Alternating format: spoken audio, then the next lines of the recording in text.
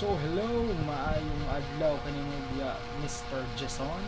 I am Art Joseph Homo, section FB2 FM102. Ani ade ko karon sir kanimo para magbuligya sa akong ginamitan nga toothbrush. By the way sir, gikan ko sa company nga Colgate ug mianhi lang gid ko kanimo dire para ibaligya kanimo ang akong ginamitan nga toothbrush. Kani nga toothbrush sir, gi adto na ako sa laing lugar.